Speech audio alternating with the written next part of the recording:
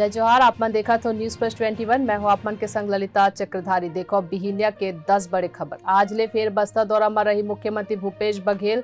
दंतेवाड़ा बा ग्रामीण मन ले कर ही मुलाकात। काली दंतेश्वरी माई ला चढ़ाई 11,000 मीटर के चुनरी। पीएम मोदी क्वाड समिट पर जापान में रही। यहाँ बिजनेस लीडर के संग कर ही मीटिंग। टोक्यो में पीएम मोदी के जोरदार हुई स्वागत। भारतीय समुदाय के लोगन रही मौजूद। वाराणसी के डिस्ट्रिक्ट जज ज्ञानवापी मस्जिद केस में हिंदू पक्ष के याचिका पर आज कर ही सुनवाई। जम्मू कश्मीर में लश्कर ए तैयबा के 2 आतंकी गिरफ्तार, 15 पिस्टल बरामद करे गए। दिल्ली एनसीआर में बारिश के वजह ले करीब 100 पेड़ गिरे। आज ले शुरू हुई यूपी विधानसभा के बजट सत्र। भारत में पिछले 24 घंटा में कोरोना के 2022 के सामने आई।